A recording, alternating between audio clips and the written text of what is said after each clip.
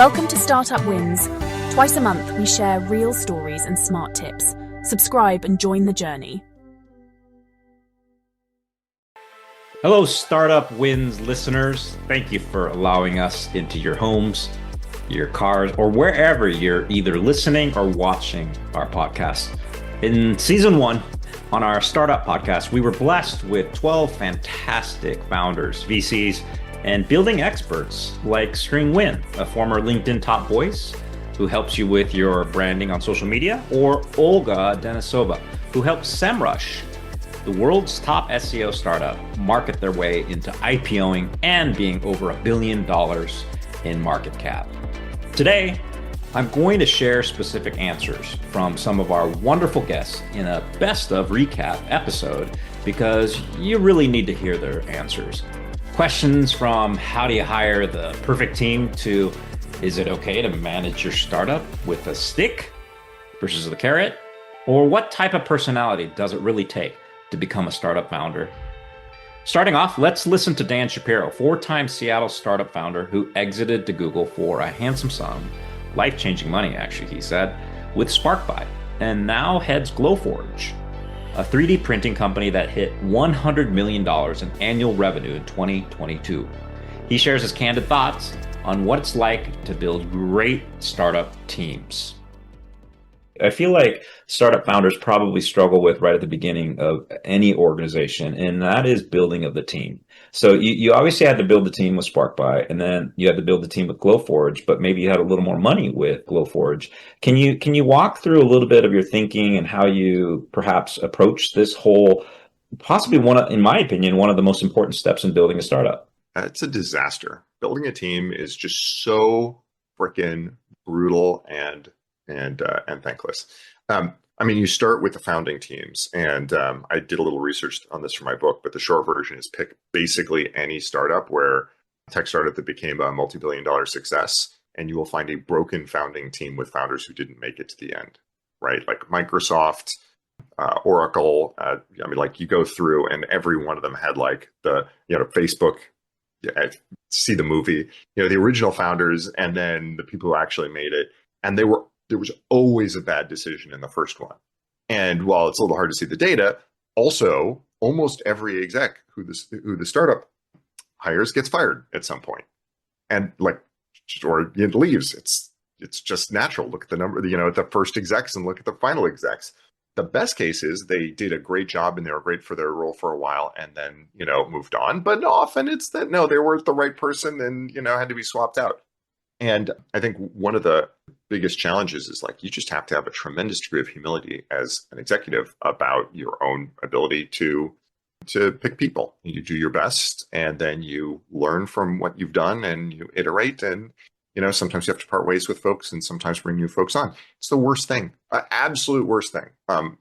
Parting ways with folks is the one part of my job that brings me closest to crying on a human level. I don't get deeply heartbroken about losing money or missing out on a business opportunity. I feel that way about impacting somebody's livelihood. And there isn't, as far as I know, there isn't any Rosetta Stone that's going to tell you, this person is the person who's going to do that job perfectly. It's funny because when I talk to colleagues who, who I've grown with, who I know well, and who are people who I deeply trust, I will often say, fellow executives who work for me, I will be like, I don't trust my gut. I'll say this all the time. People are like, what are you talking about? I'm like, oh, I have a terrible gut for this person's going to be great. This person's going to be terrible. My gut is easily influenced. It's subject to all sorts of nonsense and signals that don't make sense. The person dresses sloppy or dresses well. The person talks like me or doesn't talk like me. Heaven knows what level of biases. Those are all my gut. So when I'm interviewing, it's all about let's solve problems together. Let's talk about how we work together. Let's talk about what you're looking for. And the whole time I'm assuming that any sufficiently experienced executive is likely to be telling you what you want to hear, not what is closest to the truth, because great executives have the experience to be able to fill gaps, and you're coming to them with a gap and they're going to do their best to fill it. So it's really hard to beat somebody who you've worked with before, where you have that experience. It's really hard to beat somebody where you have a shared network and understand their experience. It's really, and at the end of the day, you look for the experience you need, you look for the person who's the best fit, and then you try it. Hope to heck it works out. But it's pretty tough, and I wish I could say something other than luck is a huge portion of it. But luck is a huge portion of it. Next up, Kim Kovacs, a 7-time startup founder who's been on both sides of the aisle as an operator and a funder. She shares what she was like as a youth, possibly pointing out to what startup founders who succeed are like as kids. I really started kind of my entrepreneurial journey when I was about 10 years old. And I grew up in Ann Arbor, Michigan, and I started selling beer at the age of 10 because we literally lived right downtown where the stadium is. So when Michigan would have its football games, we'd have about 100,000 people that would walk by our house. And I was literally selling everything that I could find out of the refrigerator and then some. So sodas and water and snacks and this. I tried to sell my sister. That didn't really work. And so I would sell beer. And it was interesting because the frat guys next door would actually bring it. And I would, kind of cut them in on the deal because who's going to say no to a 10-year-old selling beer? I mean, come on. And then I employed one of my neighbors like 3 doors down or like 3 streets down because the guys would like drink the beer and walk with it. And then they would need a place to throw the can or bottle when they were done. And so my neighbor friend would collect all the bottles. And at that time, it was a 10-cent refund in Michigan. So we were making money at the beginning and I'm making money at the end, and my cost of sales was 0 because I was getting my beer for free. So it was a really great business model until, my mom found out. And then she said, okay, we're going to shut this one down. So that was kind of my bug. That was kind of my thing of, kind of finding these opportunities and really kind of maybe approaching things in a little bit of a different way, which has always been sort of my forte.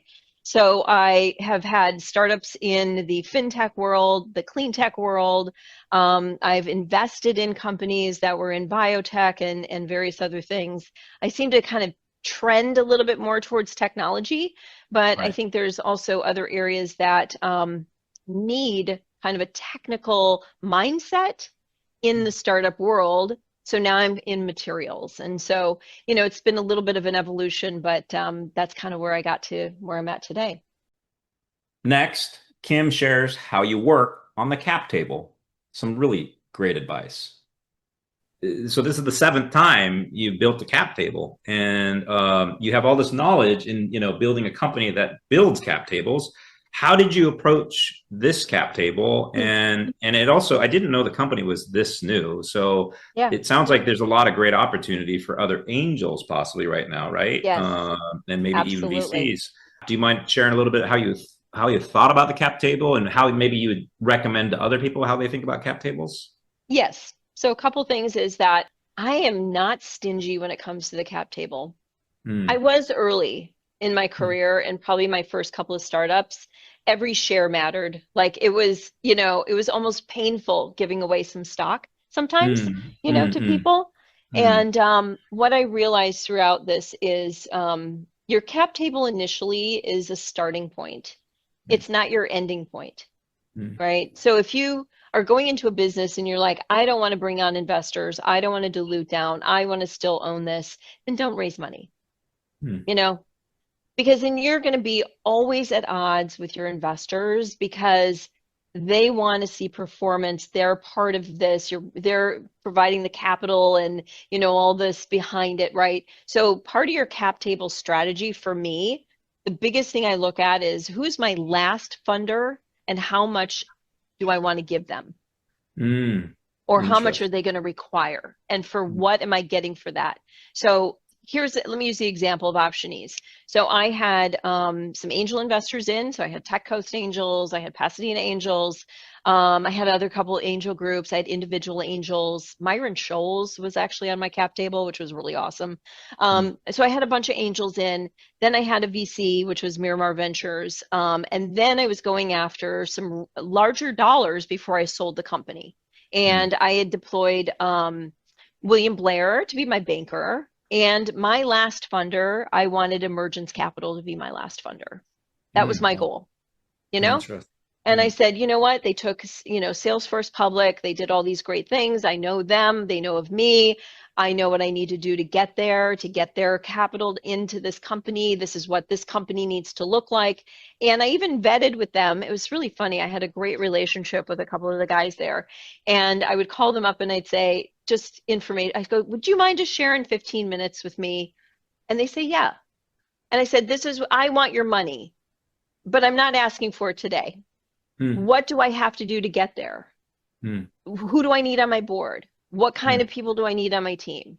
How much money do I have to have raised? What is my, recurring revenue, my, monthly recurring revenue need to look like? What is my, all of the metrics, what do I have to get you to invest?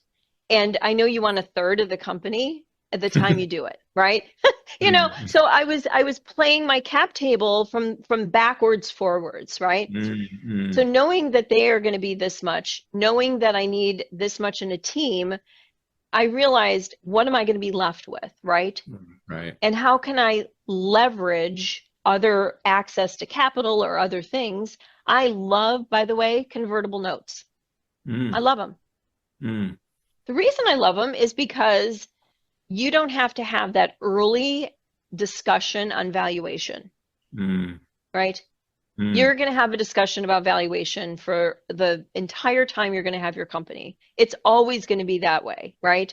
Your cap table is going to get beaten up. You're going to have a conversation about valuation. If you can defer that as you're building value, why not, right? It's like a free interest rate on a credit card. Right. Take advantage of the stuff that you can get right now to be able to give you the fuel that you need to build to that valuation. So that's what I did early on, and that's what I do pretty much for every one of the companies that I have. I do convertibles right out of the gate. I know David Burkus's 3-2-1 formula, just like everybody else does, Every startup's worth $1 million and you're going to give away 30 to 40% in an angel round. Interesting. Right? I mean, it's kind of like there's no revenue, it's early stage, it's this, you may or may not have I mean, it's the same formula for a lot of the angel investors. So I love the convertibles. I love a KISS. I love a SAFE. I think there's hybrids now that are really awesome. You don't have to spend a lot of money on legal, which is also a great thing, And yeah, you're kicking the can down the road, but I like it. So your question was really about the cap table. So for me, as a founder, I had to always decide, what do I want at the end of this? How much time am I going to put in? How much money am I going to commit my own capital? Which, by the way, I've done that for every single startup. It's not just my time, but it's also my money that I put in. And no, it's not a loan to the company. Nobody likes paying back founders for anything. Learn that one. But I always said, okay, so if I want 10% of $1 billion company, do I want 20%? Do I want 30%? And that's going to dictate who I bring on the team, other co-founders. So that's the other thing is I'm not stingy on my cap table. I want other co-founders with me. So right now Renew has 1, 2, 3, 4, 5. We have 5 co-founders on Renew, and we all are coming and bringing value. And I lean on them just as much as they lean on me, right? Yeah, no. And so for myself, I will never also have another company where I'm a sole founder. And finally, Kim shares some very creative aspects of startup financing you might not ever get in a startup podcast or even in real life. This is the stuff that honestly you pay a ton for in consulting, but you get for free today on Startup Wins. I've been thrown shares from different startup founders. They never ever cashed out or they didn't have their liquidity event. As a naive recipient of this, 1,000 shares, 100,000 shares, you don't realize that's $5. I guess you could kind of throw that out there and say, hey, you're vested. Yeah, you're going to be vested with 1,000 shares, but they have no clue, like it's 2 cents. So that's why I say that. Whereas if you have 100 shares at the beginning, it seems like it'd be kind of challenging to split those 100 shares into those tiny increments to get more people vested. So that's why I guess I throw out bigger numbers. Yeah, I guess you just do a split later, right? So you're planning your cap table as you're planning the growth of your company. So that's the other thing is when you also go backwards and you say, okay, so what's my exit? If your exit is selling to a privately held company or whatever, that's one thing. If your exit is to go public, there's a range of public pricing that's acceptable, right? So you also have to be really cognizant of the fact that you don't want to overprice yourself. You don't want one share to be worth $1 million, right? When you go public, Right. I mean, because people like fractional shares, everybody kind of hates that, it just doesn't work that well. But you also don't want necessarily a crowded cap table either, right? To your point, like you don't necessarily want to have, 500 people on your cap table before you've raised any money. Right.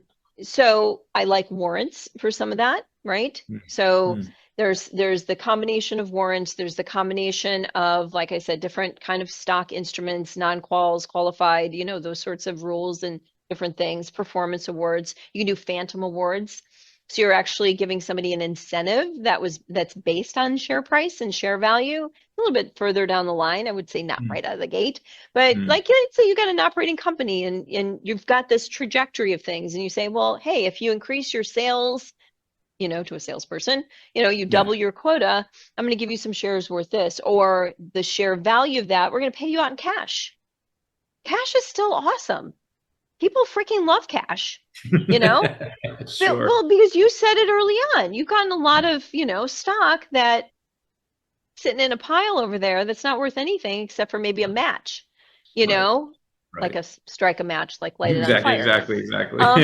So, you like, again, you just really sit down with it and let it rest with you for a second, right? Take your cap table and say, how much do I want to have at the end? Who do I need to put on my team to get there, right? Like when I had my software company, I wasn't a software engineer. Hell no. I'm a financial person. I knew what the UI needed to do to a T, but I could not articulate. I mean, I could articulate some of it, but I couldn't certainly develop the software. So I had a team of software, 2 guys on my team that were founders as well. And they got shares. And I knew that I had to give them shares of this company to get them to come in and work with me on this. And I couldn't pay them, obviously, And so I had to work that backwards. Again, do that, The other thing is that, you also want to be conscious of taxes. I mean, taxing of stock is really, it's a real thing. I know companies that got into trouble because, they didn't do the right things. Do you do an 83B election? I'm not sure. It just really depends. And I would really set up your recipients of your stock with some thought. And I know a lot of companies are like, I'm not a tax expert. If you have any tax advice, you need to, So companies have taken a weird approach to stock over the years, which I think is interesting. So a lot of times, like, we would never tell an employee what the value of their stock was when they left, because I didn't want them to exercise. Yeah. And I'm like, that's kind of weird if you think about it, right? Here you've got an employee who's earning these shares and you really don't want them to exercise because they're not going to be here anymore. And then those options go back in the pool and you can give them to somebody else. Yeah. Kind of a bizarre way to think about stuff. But again, you need to start thinking about that. We had A and B shares at Santa Fe Farms. So we had a voting block and we had a non-voting block. Okay. So that was kind of a way to handle that question that you had before too. So, hey, my disclaimer, I'm not a lawyer, rules evolve, rules change, trends change, venture firms change. So if you have really funky things, like I love double trigger. So when you exit a company, you can't have all your employees walking out when you are exiting the company, right?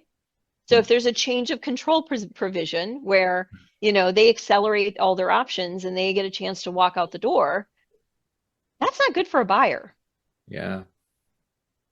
So you're going to see that in the price that you're getting for the company. You're going to see that ratchet down because they're going to have to now, on top of that, incentivize those people to stay. So that's why I like the double trigger is what it's called. So basically they accelerate or the company has the right, if they're coming in to buy it, to keep you on and keep you vesting under your same plan. So, a little bit of golden handcuffs. So how come isn't there, I mean, why aren't there books out there written by you on the subject? I had the privilege to interview Kevin Henrikson, the former founder of the team that built the startup that eventually became the world's top email client. You know it, Outlook. He also headed up the engineering team at Instacart and gives some very incredible thoughts about hiring engineers. What are some things that you actually look for in engineers, and what seemed to work? Yeah. In a single word, it's curiosity. And that's never changed in 30 years of hiring engineers. And even myself, like I feel like one of my biggest traits is just this endless curiosity of how do things work? How do I figure it out? How do I solve it? How do I get to the next step? And so we look for engineers that are successful and curious. And obviously you want them to be smart and technical. And if they have other experiences, that's helpful in orienting them around solving problems that they may have seen before. But really the best startups and the hardest problems, you're not going to know. Like nobody has solved voice AI today, just like nobody had solved mobile email the way we had eventually solved it with Acompli and then Microsoft. You can't hire somebody to be like, oh, they're the best email expert, because all they're going to know how to do is the way it's been done for 20 years and not the way we think it's going to do in the next 20 years or even the next year. And so for us, it's you want people that are curious enough to like run into hard problems and then tenacious enough to want to go solve them.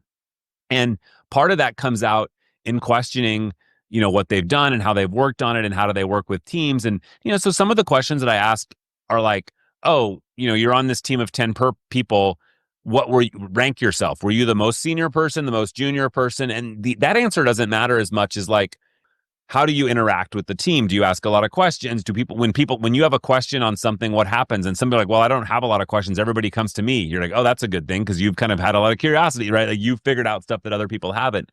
And so those kind of questions tease out like, nobody's going to say, I'm like, are you a curious person? That's not it's too direct of a question to get the real answer.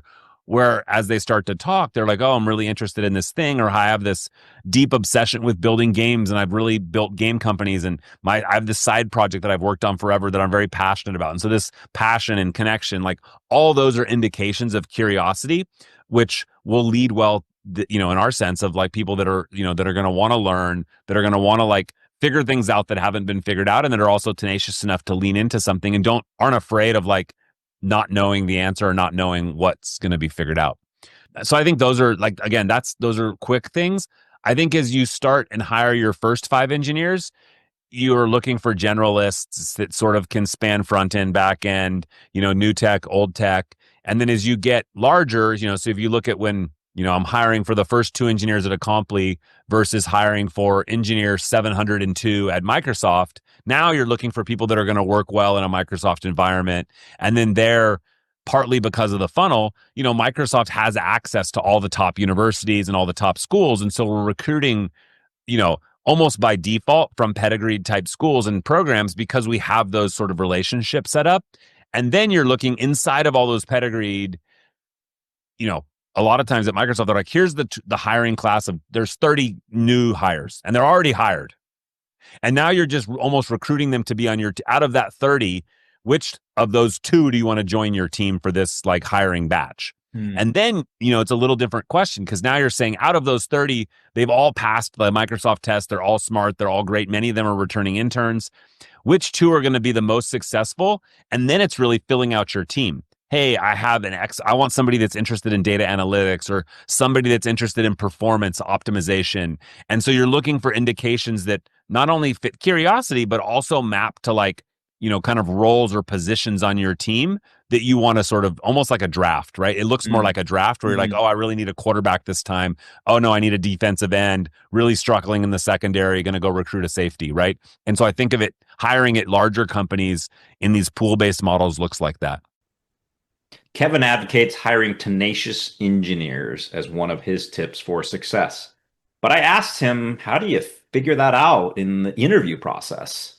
You mentioned tenacity as one of the qualities that you're looking for in engineers, but how do you dig up tenacity in the interviews, or can were there any things that would signal that kind of, I guess, quality in a person? Yeah. So typically you look for things like, ask a question like, what's the toughest thing you had to solve in your last company? And then what did you do? Oh, I phoned a friend. Oh, I figured this out. Oh, I went to a conference. Oh, I Googled it. Just start to look like, okay, let them self-describe what the hard thing is. And just by them describing what that is, you'll know how much like in the shit they got. Like, oh, because if you're like, hey, I worked at this company for 5 years and I was, a mobile engineer, or I was a, backend engineer or a database engineer. And the trickiest thing I got was something that I don't classify as tricky out of all of the sort of pattern matching I've done. You're like, well, you never really got to something hard. So there's 2 reasons for that. One is that you just happened to be in a company where there was no hard things, but that's probably not true. It's probably there was hard things, but you never got assigned those projects, or you didn't find a way to get on that area, or you weren't the one tapped when it was like, we need to make this work. Game's on the line. 10 seconds left. We got 1 play and we're going to have to, who's getting the ball? If you're not the one getting that call, you probably haven't shown and demonstrated the skills that leaned you into being in those positions. And so a lot of those signals come out in like asking some of these questions of like, what was the hardest thing? What role did you play? How many times did you work late at night or early in the morning? So some of these, it depends, right? And those aren't always the signal, but that adds up to a set of things where you're like, oh, when we really need to make this happen, this client's problem, like, you'll have people say like, oh, well, we had one of our biggest clients looking to churn because they had a big outage. What did they do? And you're like, oh, I got to take notes in the meeting. They're like, no, they bought me a plane ticket and I was on the plane that night at 11 p.m. and I showed up at 6 a.m. in the customer's office. Right. And you're like, and again, this is like, pre-COVID world where that kind of stuff mattered. But those kind of things are where you're like, okay, there's an indication of like, you were the chosen one to get on the plane. You were the chosen one to go lead that. You were the one to bring the team together to design that. Those are attributes that are like, I've found work well in entrepreneurial type of ventures. And even when I'm hiring for big teams, I still want that entrepreneurial sort of high agency sort of viewpoint, even if I'm bringing you in as employee number 700 onto my team at Microsoft. Kevin had the inside scoop on famous top brass of Microsoft since he had to work for them after the company bought his startup. He answers whether Steve Ballmer was truly crazy, as rumored, throwing chairs across rooms, and shares some really interesting tidbits about Satya Nadella and the intensity of Bill Gates. You'll want to listen to this. Part of the reason why I was asking that question is because at least you'll see in the media, stories about Ballmer throwing a chair across the room. Maybe you've even experienced it. Yeah, I worked with the guy. So I worked with the guy. He came to VMware afterwards, because a lot of Microsoft guys came to VMware afterwards, and incredible engineer. And like, I think they would never like say, hey, whether it happened or not. He was like, yeah, it definitely happened. He was there, right? When he was in the room, he was the guy, right? And he, after VMware, I think he went to Google. But it's like, you look at that experience and you're like, again, there's a version of you ask him, you're like, oh, was that malicious or whatever? And like the media made it like, oh, Ballmer's crazy and throwing chairs and he's like, off the rocker. And again, I'm not going to put words in his mouth, but I would say some version of like, it's like the coach going in and screaming at the football team and throwing a helmet across the thing. You're like, could argue whether that's safe or correct or whatever. Yeah. But at the end of the day, like, the people in the room that knew is like, the coach just wanted it as bad as we did. And like, there was that it was a competitive spirit kind of thing that was like, at some level, honor and respect, and not like, oh, there's this threatening thing being thrown across the room and it's, I'm pissed. It's like, he's that competitive and he wants to win that bad. Right. That he's, and you see him in the basketball games on the, when he was on the team and like on the floor, like he is an intense dude. Yeah. And like that level of competitiveness, and to be able to run with Gates for those many years and really run the organization the way he did. Again, not to say he was as impactful or as effective as Gates or now, Satya, who was there when I was there, but very different styles, but all equally or arguably, Satya probably being the most effective of being able to do that without throwing chairs and out having. Right. Satya is an incredibly intense dude, but doesn't show up that way.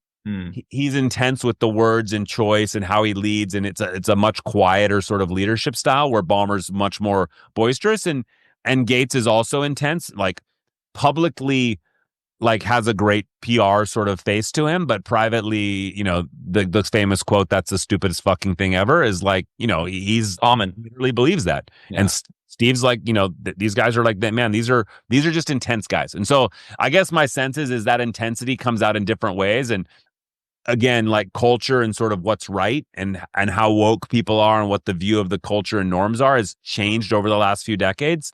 But I think the underlying principle there of like the best winners are hyper competitive and they're very intense, even though that intensity shows up in different ways for different people. Lastly, Kevin gives some key advice on how to get the team aligned on the mission to truly grow the company. Well, if you have that mindset, I would assume that they're also very independent in terms of the way they behave. And what I warned you about earlier was, how hard-ass do you have to be as their boss? And does that conflict, right? Because their way versus your way and how you guide them down that path. Yeah. So I think for me, like, I'm an incredibly hands-off leader. So I like to have like a very small number of reports, even when these teams get very large. Like I think at Microsoft, when I had, like I said, many hundreds of people, I probably had 4 direct reports. Like 2 people had like basically half the team each. And then I had 2 people with smaller teams and then an admin. And I like it that way so that I can sort of ride above that and work across those without having to do a lot of the like day-to-day people management. And then when the teams are smaller, everybody reports to you in a more flat way. But I think I look for people and I want people reporting to me that don't need a lot of handholding and that are independent by choice. I think what you describe is this notion of like, if they're so independent that they're not shareholder aligned, right? Because no matter what company we're in, whether it's a small one and we're like, we are the shareholders because we're all startup employees, or it's a big one and, by proxy, we're all Microsoft shareholders, even in a small sense. But at the end of the day, like, if we're optimizing on shareholder value anywhere in the org, whether it's small company, big company, or super multi-conglomerate, that generally is an easy thing to get more budget for, more team support for, and hard to argue against as being wrong, right? You're like, is this driving shareholder value? You're like, oh, this doesn't really matter. We're working on some random bug system down in this random tool. You're like, yeah, but you should be able to draw a pretty direct line to like this adding shareholder value, or we're sort of just doing a bad job as stewards of capital of that. And so to me, the hard ass part comes in when you find people that are like, I'm wasting the company's money, or I'm a crazy like manic negotiator with vendors to a fault potentially. There's still vendors that they see me and they're like, oh, I ran into one a while back and he was like, oh, I remember that negotiation 7 years ago. You were the one that squoze us the hardest. And I always have this viewpoint that like part of being able to have those sort of hard negotiations or hard discussions is because you created a framework in your mind of where the value's at, and I think that applies to managing people, right? Hey, what do I value in a team member? I value in myself. I hold myself to the same standard. And so like my view is like, I'd rather have a smaller boat with bigger rowers than a huge boat of weak rowers. Right. And so like, Right. To me, it's this idea that like, you want to look around and you've worked on teams, you've been with companies, you look around and there's nothing worse than sitting on a boat rowing and looking over the guy next to you slacking or the woman next to you slacking. You're like, bro, like, let's go. And so lack of sense of urgency, lack of purpose, lack of drive, it's the worst thing for your high performers to have like mediocre or low performers sitting around them because it's demotivating. Right. Whereas the reverse is true where you see everybody and they're like, come on, man, row harder. You got that. Like, then you do row harder because you're like, we're in this together and everybody gives that extra 10%. And that, that's what makes the difference between winning and losing. I mean, there was 50 other email apps already running on the App Store. And there still is today. There's always 50 or 60 email apps on the App Store and probably even more if we, go out to ones that are kind of walking dead. Right. And we decided to start a new email app and somehow rose up to be the one that became, essentially the number one in the sense that we're, the email app representing the biggest email franchise in the world. Right. And so I think to find people like that and how to be a hard ass on them is if your hard assness is like, guys, like the goal is to win the race, don't break the boat and don't break your friends. But other than that, like no rules, like we're going as hard as we can. And you never, ever found the bottom. And I think that's something my, dad was in the military, like Navy. And so like there was always this notion if you look at like SEAL training or any of these like sort of survivor type views of like military stuff, like you always have more to give. Like when you finally are tired and your body's about to break, you're like 40% in, right? Or, there is like a deep, deep tank in human nature. And being able to find a way to sustainably access that deeper tank and motivate people, very hard to do that with a whip or a stick, right? It's got to be a carrot and it's got to come from within. Cause like I can even dangle lots of money in front of people and carrots. And like, honestly, like that's not going to trick your brain to be like, this is the time to go beyond what's comfortable. And so to me, the motivating factor is not like a hard ass and like, hey, you're carrying a big stick and banging on people or even carrying a big fishing pole with a carrot trying to drag people towards the reward or money. you have to create that internal sense of like, okay, we're living for a bigger purpose here and we're doing it together. And this notion of teams, and you see like the championship teams of any professional sport or any kind of like really competitive situation, it ends up being the winner, the ultimate winner in really competitive things is like they wanted it more. They had drive. They were hurt somewhere in life and they were willing to prove themselves. Like it's never like, oh, they just happened to show up and just happened to, no, they put in years Right. or decades of experience to know like what they were capable of and then also be able in that moment to find like that extra gear, that extra 10% that other people were like, it just wasn't possible. In our most recent interview here in season 2, Alina Vandenberghe, co-CEO and founder of Chili Pepper, a company that once achieved unicorn valuation, tells a funny story about what happened on the way to becoming a startup founder. Yeah, no, definitely. Well, tell us a little bit about maybe some of those things that you did break that maybe you learned a little bit from, or maybe some crazy stories along the way. Oh my gosh, I got almost fired so many times. So I guess I can tell the story when I came here in US, because I came from Romania. I was not born in US. And I was a temp worker, like sort of like an intern. I was, I don't know, paid $15 an hour, I think. And I was one of the few people in the company at that time who had the experience, like a portfolio in mobile. I had done that for free in my in the evenings with all sorts of other entrepreneurs. I'd built a portfolio of mobile apps. And Thomson Reuters had the opportunity to be included in the launch of the iPad before the iPad was launched. And they didn't have like employees that knew much about it, but I was very like ready to take that project on. We had to sign an NDA. It was in basement with no windows. We had access to the iPad before anybody had the iPad. It was just me and 2 other people with a key to that room, and nobody else knew what we were doing in that room. So we built an app. We added some video on it. We added news. We had financial information and charts, and like we made it super cool.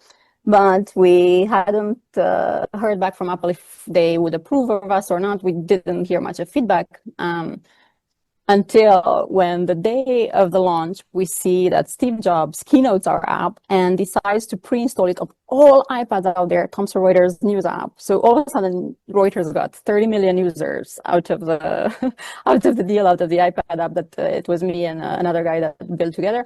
And nobody knew inside of the company that that's what I was doing in the basement. I was like an intern. And after I got some I remember I was interviewed by a New York Times journalist. What did I do? How did I go about the process? The app was everywhere in Times Square. I thought, oh, I made it in America. It was a great thing, a great story. And then like 3 days after, I was called in the office by my boss at that time. And he said, Alina, you did great with this app, but you're not a team player, so you're fired. Oh my God. He was right. Like I was not a team player. I was in the basement, not talking to everybody. So those are like some things that happened to me through the journey.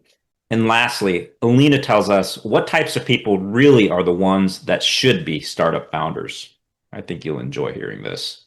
Well, what inspired you to kind of go and launch this company? You obviously had done a lot of successful, jobs before, but what made you like, now I'm going to go run my own company? Well, traditionally, the corporate America that I was part of, and I was part of publicly traded companies, I was part of some larger startup as well, is not great for people that are entrepreneurial like me, because there's a lot of red tape, there's a lot of constraints on how fast you can move and how much you can break. And I'm definitely one that moves with a lot of speed. I'm definitely one that breaks things a lot, and there was no space for that. So you wanted to do a little more breaking with no restraints, basically, right? Yes. Well, if you want to create great things, you cannot go with a traditional playbook, right? You have to walk off the edges and like try things that have not been tried before. And usually those things are scary for most people.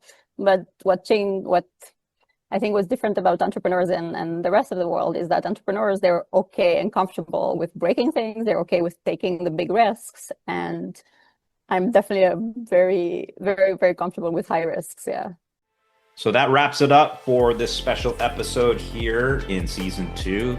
We're taking a break this week, heading home to surprise my aunt for her 90th birthday. So I thought I would take some time off, share some really incredible parts of past interviews, including the most recent interview with Alina. I hope you enjoy. And I just want to say from the bottom of my heart, thank you for listening to Startup Wins.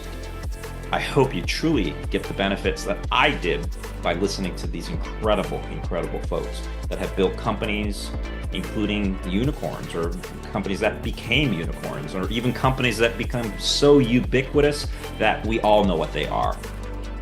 We'll tune in for more episodes of Startup Wins coming up in a couple weeks. Try to get this episode out every 2 weeks for you so that you can continue to build your incredible startup and impact the world. Take care.